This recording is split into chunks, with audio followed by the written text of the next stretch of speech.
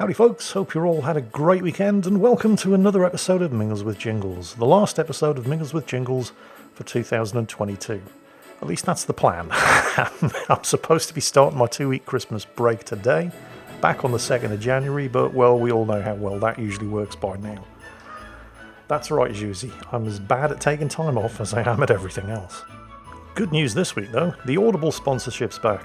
You can visit audible.com/jingles or just, if you're feeling lazy, text jingles to 500 500. And let Audible help you discover new ways to laugh, be inspired or be entertained. That's the official bump out of the way. Why should you care about audiobooks? Well, for a start, books are fantastic. And audiobooks are better because you can listen to an audiobook in places where you can't really comfortably or safely read a book. And Audible uses what they call Whisper Sync, which is a posh way of saying it syncs your progress on whatever audiobook you're listening to across all of your devices that have Audible on it. So for example, I can go to bed at night and listen to the late great James Hornfisher's Neptune's Inferno audiobook. And then when I get up the next morning and potter around in the kitchen, making breakfast, I can carry on from where I left off on the Kitchen Echo. And then if I'm out of eggs and milk and I need to walk into town to go to the supermarket, I can pop the earbuds in and carry on from where I left off on my phone. What a time to be alive. And as you can see, I actually have 3 credits, because you do get a credit for an audiobook of your choice every month, which you can keep, by the way. They're yours forever, even if you end up cancelling your Audible subscription. And while I have been re-listening to all of my James Hornfisher audiobooks, because they're fantastic, and if you haven't got them, you should, I'm kind of at a loss as to what to listen to next. So this time around, instead of me recommending an audiobook to you, why don't you recommend something that I can use those 3 credits on? And of course, recommend them to everybody else who's reading the comments on today's video. So if you're not already taking advantage of the service, then just visit audible.com/jingles, or if you really can't be bothered, then just text jingles to 500 500 and try Audible free for 30 days. And welcome back to Eddie, I suppose. Thank you very much. Eddie's back on the couch. He's got his, because he's driving, so he's got his Coke. Yes. I've got my coffee in my best cat dad ever mug. And so, yeah, Eddie, because you listen to Audible a lot with your job involves driving, so yes, you can't yes, be reading a book, can you? I have over 500 wow. books on Audible and paid for almost all of them. You know, you got the free stuff, which is really cool from Audible. And I've got some of that on there, but yeah, basically got from Audible. Yeah, because I've still got 3 credits that I haven't used. I mentioned this just now, and I don't know what to use them on. Any recommendations? One that I think everybody will like, it's a fantasy story called Off to Be the Wizard, and it's about Off to Be the Wizard. Off to Be the Wizard. Okay. Yeah, it's really great. It's the first of 6 books, and they're all available on Audible. And I don't want to spoil too much about it, but it's about a hack can we start again? I fucked it up. A hack. Don't worry, we'll cut this out. A hack in the fabric of reality. In the fabric of reality, yes, go. that's it. And this bloke finds it and thinks, I can make my life better, and immediately screws up his life and runs away. Okay. And it's it's really good. And it's Off to Be the Wizard. Yes. I'll take a look. Honestly, really great book. Because he's jumping into her favourite spot. Yes. Yeah, I thought we might be lucky enough that you would join us on the couch, but we've got a sort of foot cushion over there, and that's her favourite spot. So she's having herself a good lick, and then she's going to go to sleep. Fair enough. No sign of Juicy today. She's probably downstairs in the man cave. Yeah, probably. So, as mentioned, this is my last episode of Mingles with Jingles of, well, it probably won't be. It's supposed to be.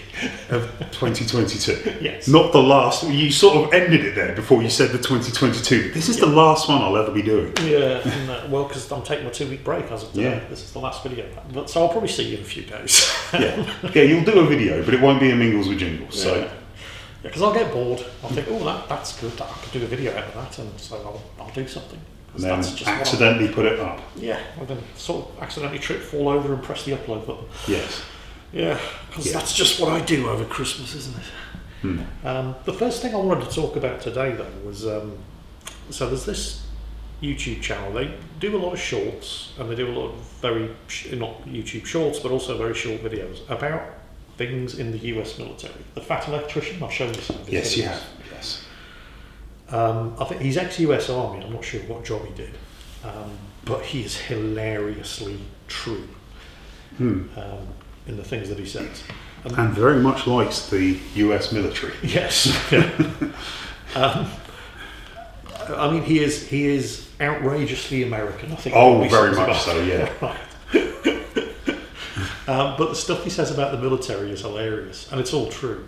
And this one video he did on this thing called, it's known in the US military as the E4 Mafia, which doesn't exist. Yes. Right.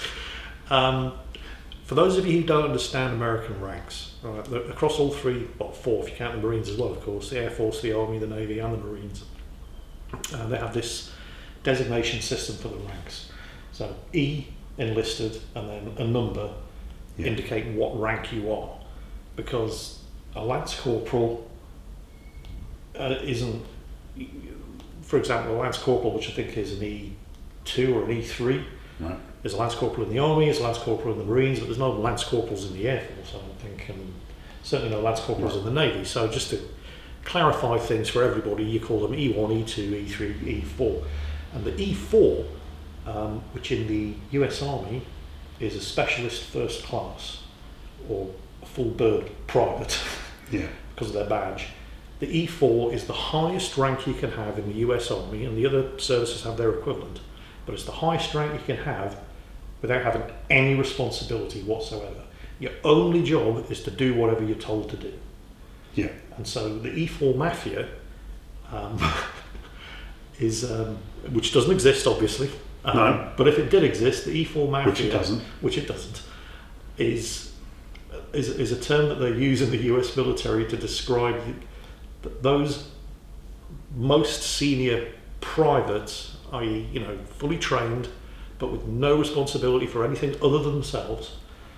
The noble art of not doing anything, or if you have to do something, you do it as efficiently as possible so you can get straight back to doing nothing again. Yes.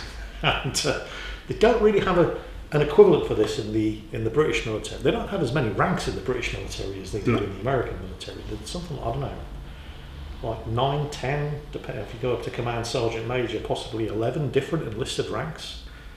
Whereas in the Royal Navy, you've got AD, able seaman, leading seaman, petty officer, chief petty officer, warrant officer. Yeah, there are now 2 different grades of warrant officer. There used to be just one. Yeah, they changed charge chief to WO2, which is a technical branch to warrant officer second class, because they were to basically bring it in line with the army. to bring it in line with the Army and the Air Force, because they had 2 different ranks of warrant officer. We only had one, which was great if you were a chief, because you'd get promoted to warrant officer and you were automatically warrant officer first class. You skipped the second class because the Navy didn't have the second class. Yeah. But then all the charge chiefs, and charge chief is a position rather than a rank, which was kind of the problem.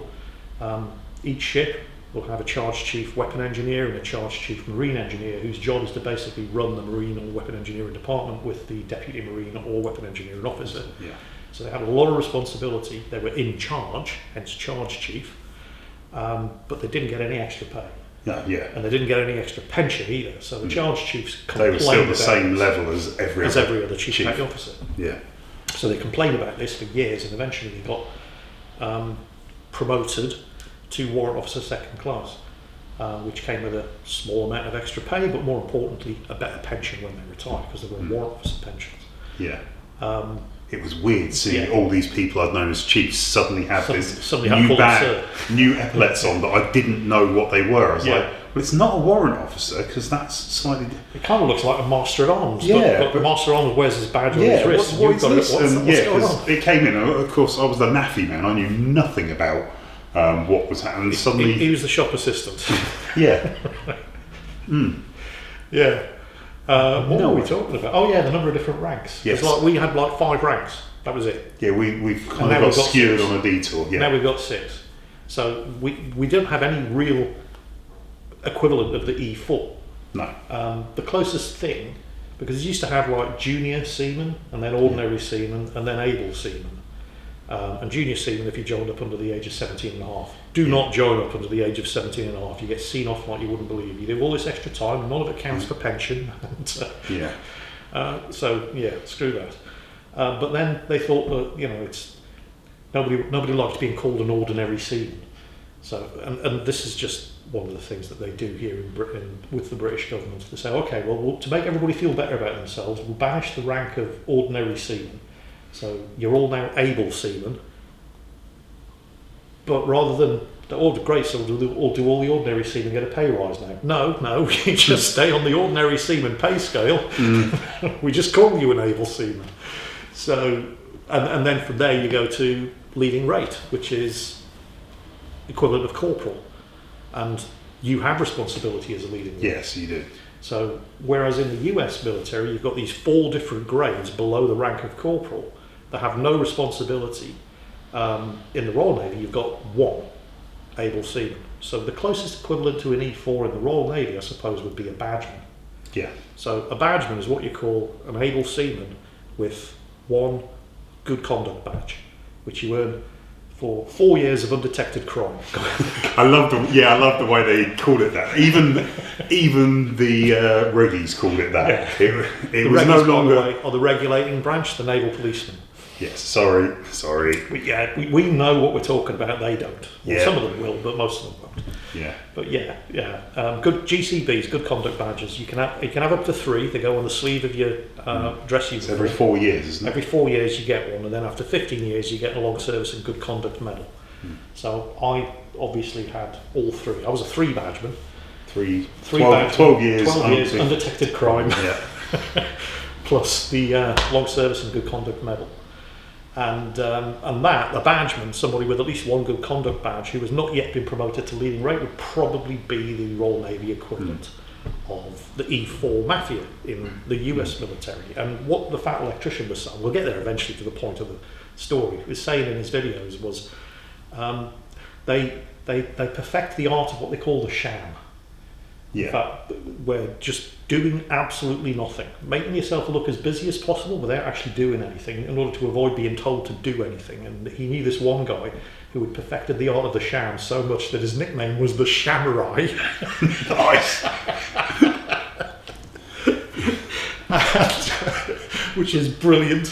And there was another guy who, when work started for the day, you could never find him. He would always be hiding and sleeping off somewhere, so much so that his nickname was Wally. Where's Wally? Yeah. Now, there are limited opportunities for this sort of thing on a ship, because the ship's only so big and there are only so many hiding places. And if you can't be found, when you do get found, people are going to be asking questions like, where the hell were you? But there are still tricks that you can get away with. And the other thing the fat electrician pointed out was that all of the, leading rates and petty officers and chief petty officers, the sergeants and the corporals, they didn't spring into the world as petty officers and sergeants. Yeah, they've gone up the ranks. They've done this too. So they know all this shit's going on. Why do they let you get away with it? Plausible deniability. Yeah. Because if you've got a rank, you've got something to lose. So if you need some shady shit done, you get the badgeman to do it for you, and you cover for them. Yeah. So if you're running low on stuff, send the badgeman ashore to do it, and you tell the departmental coordinator, I've sent him to the communication centre to get some photocopying paper or whatever. Yeah. And so you can get away with a certain amount of shit because you know that if stuff needs doing, you're going to be the one asked to do it. And the other thing was, it's not all about just trying to avoid as much work as possible. There is still work that needs doing, particularly if you're in the warfare branch and one as a radio operator, obviously upper deck maintenance. It always needs doing. Because water and oxygen tends to rust metal and ships are made out of metal. So all this stuff has to be done on a daily basis. There's always work that needs doing on the upper deck. And it's a ball ache, especially in this country, because it's usually cold and wet. Yes. And the fat electrician in this video that he did about the E4 Mafia, and he's absolutely true, he made this point that if you need a job doing quickly, properly, get the E4 Mafia to do it.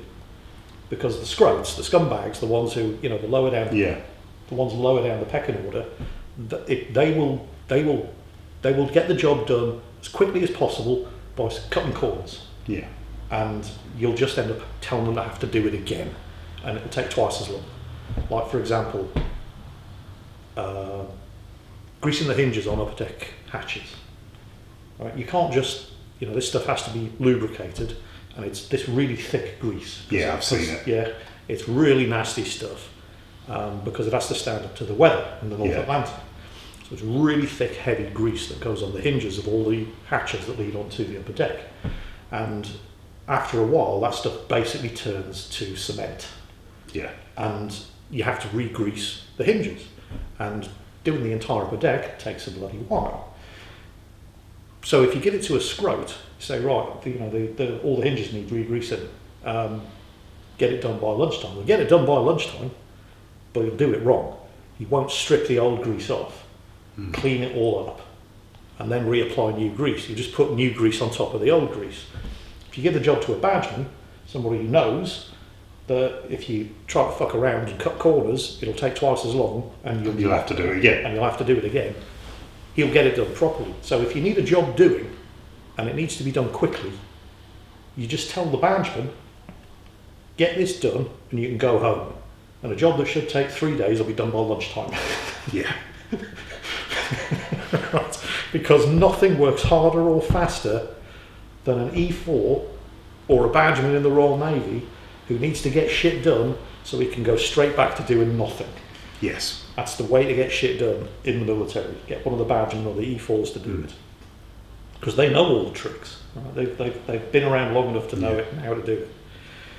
So Fat Electrician, by the way, if you like military humour, I absolutely totally recommend his channel. He's done comes out with some. I have to say this about Americans: they do come up with some really, really good expressions. Yes. Like the US Marine Corps Mark 19 grenade launcher. Basically it's a machine gun that fires grenades. Right? They call it the Yeetus Deletus. Yeetus Deletus. When you absolutely have to deliver the maximum possible number of warheads on foreheads, the Yeetus Deletus. Accept Brilliant. no substitutes. It'll spit out 60-40mm grenades in a minute. Wow, that's literally 1 a second. Yeah. And that's the right use of the term literally as well. Yeah. I don't know if you heard, because people constantly getting the words literally and figuratively wrong. Where they say, "Oh, it was so funny, I literally died laughing." You didn't though, did you? Because you're not dead. So you figuratively died laughing, but everybody just says literally. So I think it's the Oxford and the Webster's English dictionaries are now just give it up, and they both now mean the same thing because that's how people use them. Because people are fucking stupid. Anyway, moving on swiftly. Okay. Oh, you wanted to say something about your channel, didn't you? Yes, I did. Yes, I did. The reason I'm here, really. So just in case people don't know what we're talking about, explain what your channel is. My channel is basically me reading things, stuff that's in the public domain, short stories, poems, speeches, stuff like that. Yeah. Some people like the tone of my voice. I get this a lot as well. Yeah. Yeah. And some people were asking in the comments where they can hear my voice, and it was only available on some old... occasional episode of Mingles with Jingles. The occasional episodes of Mingles with Jingles, and my old channel, which was horribly out of date, with me talking about a game that I wasn't particularly good at. So... years and years ago. In fact, I think the last time you played World of Tanks, it was still using the old graphics engine. Very possible, yes. And so I started this channel, and... I advertised it on here, and I got about between 700 and 800 subscribers, and it's going well. I normally get around anywhere between 100 and 300 views. He doesn't monetize it, by the way. There's no ads. And that's another thing I'd like to say. Unlike other YouTubers, I'm not making any money and have no intention of making any money at this. Please use ad blockers on mine. Okay? Yeah, I don't run YouTube ads on Mingles with Jingles because, as a recognition of the people who support me on Patreon. And somebody was saying in last week's Mingles with Jingles that he got an uninterruptible 1 minute long advert at the beginning. Mother of pearl. That's YouTube. That's YouTube doing that. They're taking the advertising, but they're putting adverts on videos that are not monetized, like Mingles with Jingles, and they're taking the advertising money. It's not me. Yeah. So you may see ads on Eddie's videos. You will see ads on my videos. If it's had over 100 views, it has ads on it. All of them do. Even though he doesn't put ads on. I don't YouTube put does. ads. Yeah, I see none of that money. I haven't. If I get the amount of subscribers and the amount of watch time, I will absolutely switch them off. But as you said, switching them off doesn't mean that they will necessarily not be there. Yeah. So, unlike other YouTubers, I encourage you to use ad blockers with my channel. Just not on mine. Not on his, because he needs to make money from it. I have a job. I drive for Domino's. Actually, yeah, and I've said this. I understand if anybody wants to use an ad blocker on my videos, not on anybody's videos, because YouTube have gone ham on adverts. Yeah. In order to sell YouTube Premium. But this is the reason why I have to run sponsorships, like Audible, for example, or NordPass, because I still have to make a living out of this. Yes. So, yeah, anyway. But anyway, one thing I wanted to make clear about the channel is that it's not there to send me messages to pass on to you. Okay? You used to get that on your old channel. I used to get that on my old channel. And to be fair to everyone that's subscribed, thank you very much, nobody has done that. Someone came slightly close though. They said, you should check out this channel. I think you and Jingles would like it. And I checked this channel out, and he's right. Both me and you would like it, but I'm still not telling you about it because it sets a precedent. And you don't want to encourage people. I don't want to encourage people. Used to get that a lot in his old World of Tanks So channel. much, yeah, so much. The People comments, sending me people would messages. say, "Oh, send this replay to Jingles." People would find me in real life, find my Facebook page, and send me messages on that, and I never pass them on. One thing that I meant to mention, well, we're talking about shamming and skiving off. Skiving off is the Royal Navy term, probably the British Army term as well, for shamming, which is a thing that the E4 Mafia, which it doesn't exist. And yet, we'll deny it if you say it does. But the best skive I ever did, and this was long before I met you. I was still based in Plymouth. Probably the 90s though. Yeah, this would have been in the 90s. And I can't remember what ship I was on.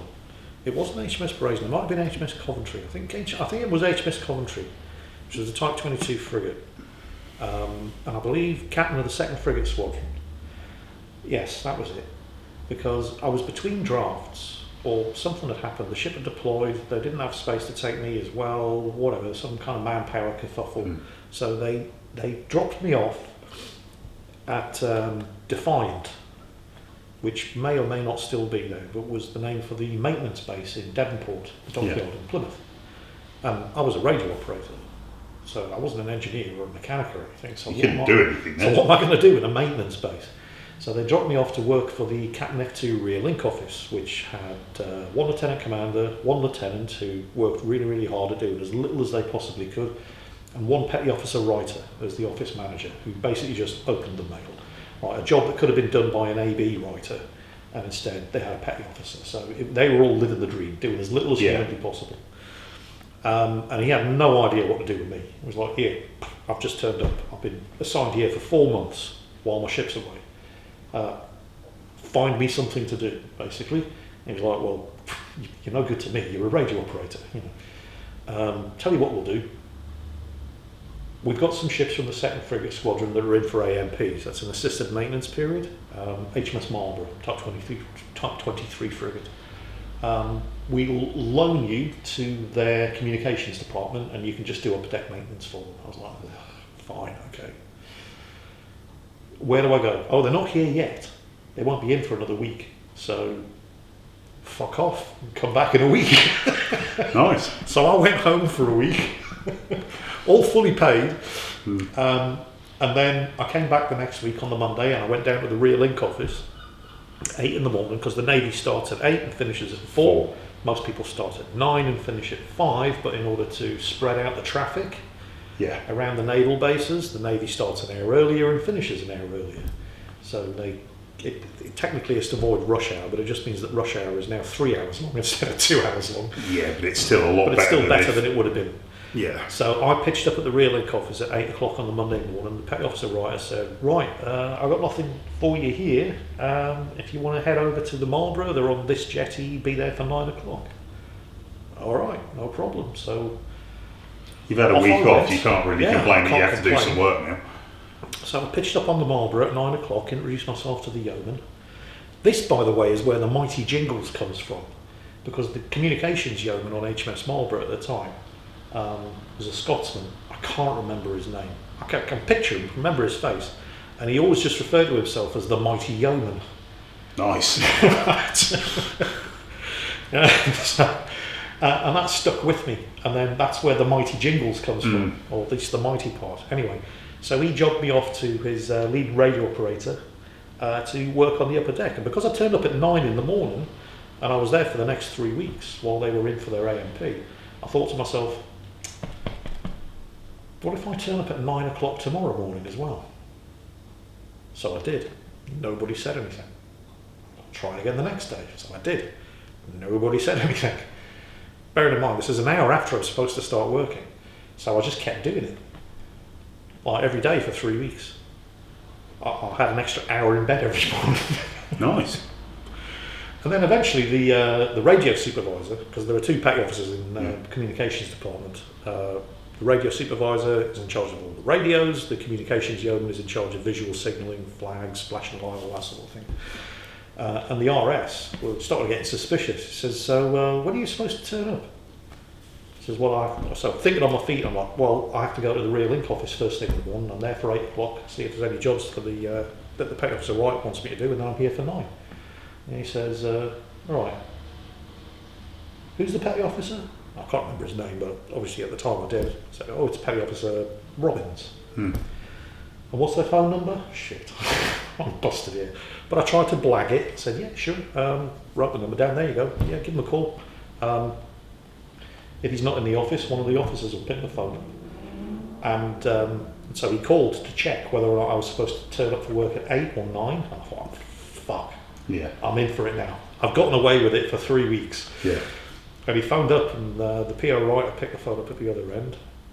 And he was like, yeah, Captain F2 Rear Link, Petty Officer Robbins. Yeah, this is RS, whatever his name is, on Marlborough. This lad that you're sending over to work for us. Oh yeah, radio operator Charlton? Yeah, that's him.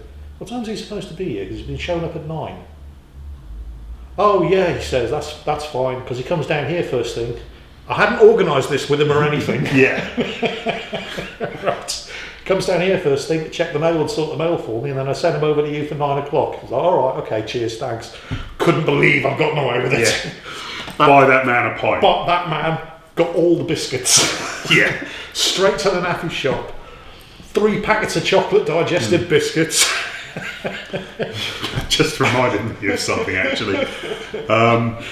Obviously, being a naffy man, not actually in the military, but still have to be in rig and everything. Yeah. Whenever you go over to stores... Rig, uniform, sorry. Yeah. Whenever you go over to stores to get new uniform, obviously, you're supposed to go in there and you're supposed to one-for-one things. Yeah. But what we... again, to translate into civilian... I've got to stop doing this. So. People who work for the NAFI, the Navy Army Air Force Institute, they're not in the military. They're basically shopkeepers who serve the military. And in the Navy, even though he wasn't in the Navy, he was in the NAFI, and he was the canteen assistant and later the canteen manager on various different ships. So they wear the same working uniform as everybody else, they just have different badges. And you don't have to wear headgear when you're ashore. Yeah. But other than that, they look just like, well, they don't look like sailors. Although you do look like some sailors I've served with. Yep. But other than that, you wouldn't, unless you knew what to look for on their epaulets with the badges, you would just think they were in the Navy. And they don't have to buy the uniforms. They get issued the uniform, same as everybody else, and then you can buy extras, because I think you would only get issued like 2 sets of working dress. It's like wear one, wash the other. Nah, screw that. So you'd buy yourself a couple of sets of extras. But any time they wore out, you could exchange them. So you just take them to naval stores and 1 for 1. So you'd hand over a set of number 8 and you'd get given a fresh set of number 8. Yeah. Right? That's what he's talking about. Yeah. But, yeah, that's what you're supposed to do. But being an NAFI bloke, come over with some packets of biscuits, and fresh new set. Didn't have to buy a new set. I had about 12 sets of 8s. Yeah. Number 8's uniform, sorry. Yeah, going back to the E4 Mafia, we have something very similar in the Royal Navy. It's called the White Mafia. Yeah, the chefs. Which is the chefs. The chefs, the stewards, the stores assistants and the writers. The logistics branch, or what used to be called the SAS, the Saturdays and Sundays. Yeah. The supply and secretariat department, called the logistics branch now. And we were known as the White Mafia because most of the time we wore white uniforms. Everybody else would wear their blue working dress, but we would be in our white shirts. The chefs would be in their chef's whites, and so on and so on. And we all looked out for each other. Absolutely looked out for each other. Yeah. So when I transferred from radio operator to writer, and I got drafted to HMS Nelson, from the same ship there was a gunner, great kid, called Dixie. He transferred. He was in training to be a chef. He had enough of being a gunner. He'd had enough of the ops department, same as me. So I went writer, he went chef. We were both in training at HMS Raleigh at the same time, and we both got drafted to HMS Nelson on completion of training. So he was working in the wardroom on the other side of the road from the naval base, and I was in the unit personnel office on the other side of the road from the wardroom.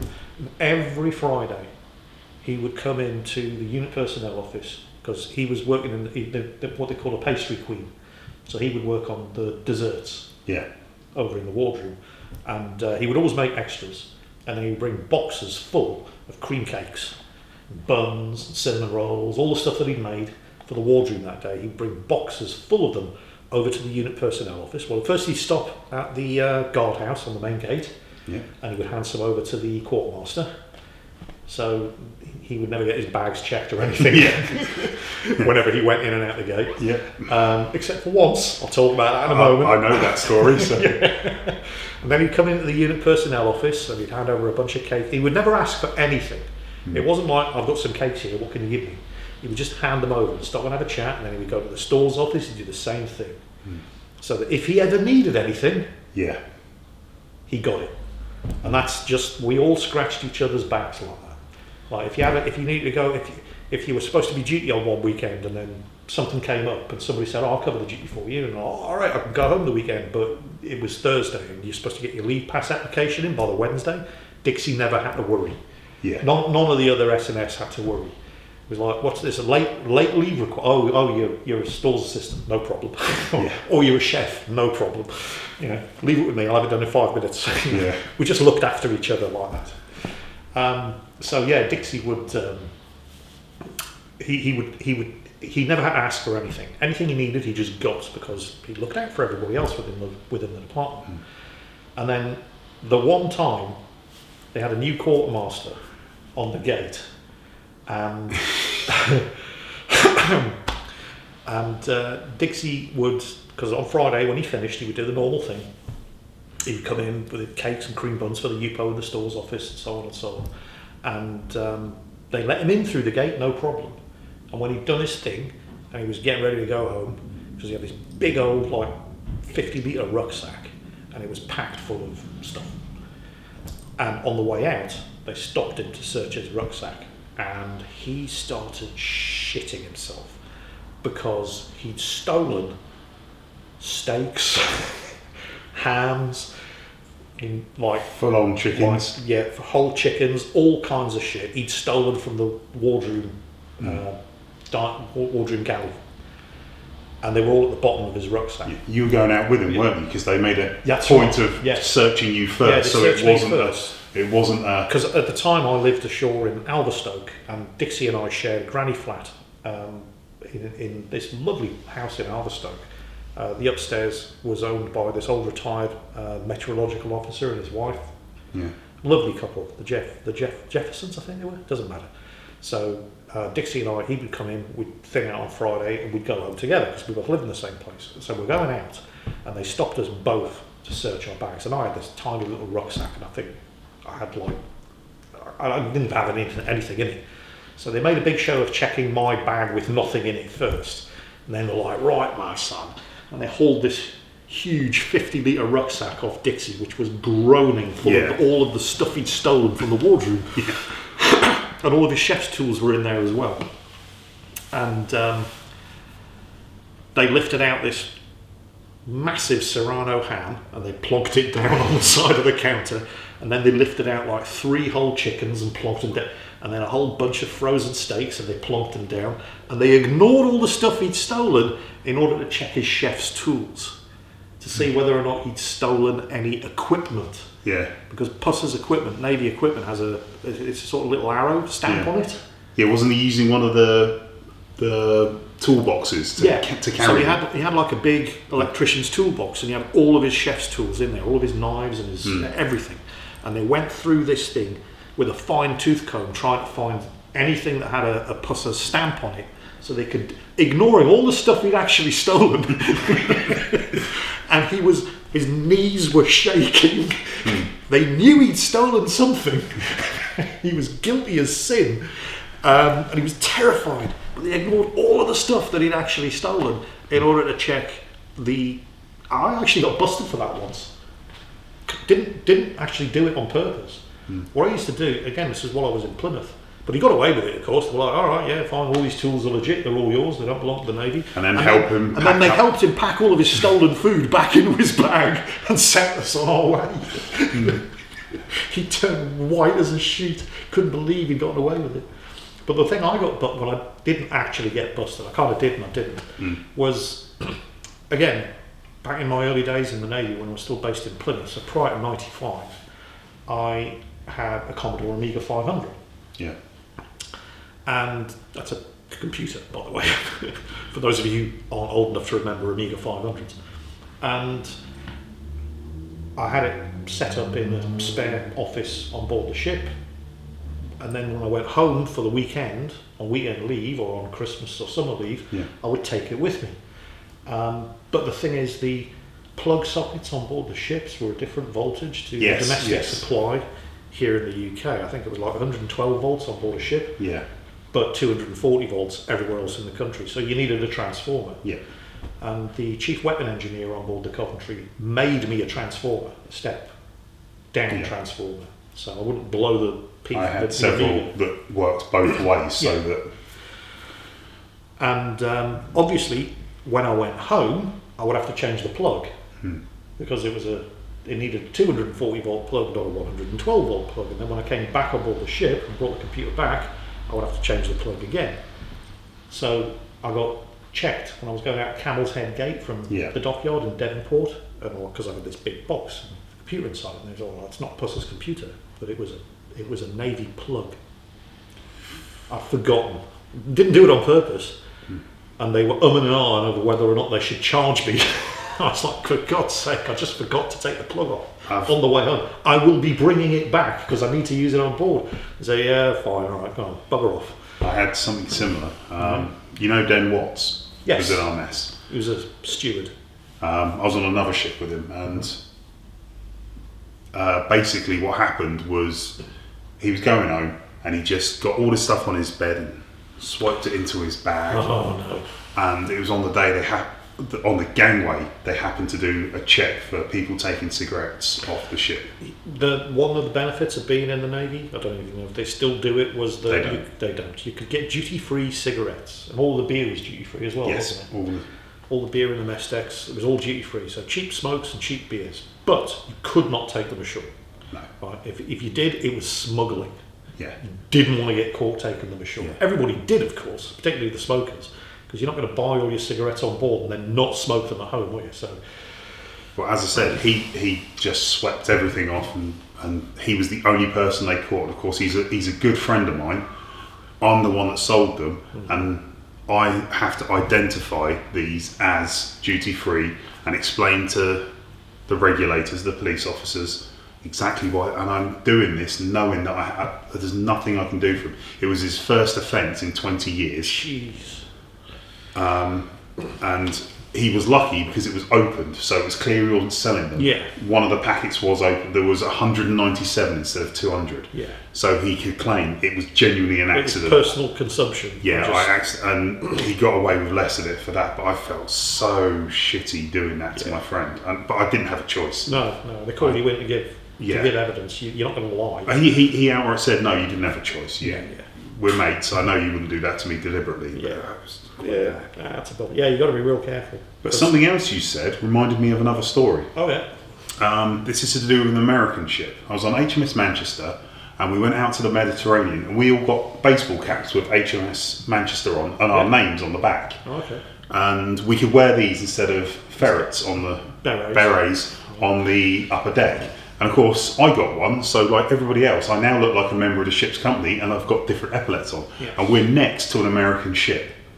There's us, the Americans, then the jetty. And so everything... You were outboard of them? We were outboard of them. So to get to the jetty, you got to cross the American, the American ship. Right. And of course, I'm the naffy man. I've got stores on the jetty. I'm the first one off. Yeah. And doing all these things. And someone's pulled a car up close to the jetty, and the Americans are not happy about this. There's a car, they don't know what this is. This is 2005. So, not long after 9/11. Mm-hmm. They're not happy with this, and they say to me, can you get this car moved? So I went down and had a word with the bloke, just said, just move it over there, it'll be fine. And it's done. Okay? And then some of the other lads start coming up, and they've got different epaulets to me. And I've got this cap on, they've all got this cap on, but my epaulets have got colours on them, theirs are just normal. You look like you might be a warrant officer. Honestly, I had the supply officer teach me how to salute on the jetty, because they didn't know what I did, but I got stuff done. And I said to the supply officer at the time, I genuinely don't officially know how to. I've seen people do it, but I don't know what. And we spent, and some of them saw this, and there's this officer and me saluting each other on this jetty. So the Americans all saying, "Wow, that lieutenant commander's saluting this guy. Is he the captain?" and all these Americans, and this is the thing. Whenever something needs to be done, they'd find me and get. And all the guys on board thought this was fucking hilarious. Because it was. So every time the Americans wanted something done, they'd come and find me. Come and find the canteen assistant. Canteen assistant, the lowest ranked person on the ship. Literally, I could not tell anyone to do anything. And they just get, and it would get done because the guys on board thought it was fucking hilarious, and if it kept getting done, they would keep asking. Can we get that important fella over there? So everybody, they did. You said jump, and everybody said how high, sir? So and of course I'm only 25, so I'm quite young looking anyway, and God, what is this man? But when you were talking about how I'm unrecognisable apart from the epaulets because I don't wear a cap. That was the one time.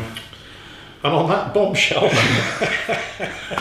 think that's it for this week's episode of Mingles with Jingles. Fair enough. So it's goodbye from him, and it's goodbye from me. Goodbye. Goodbye.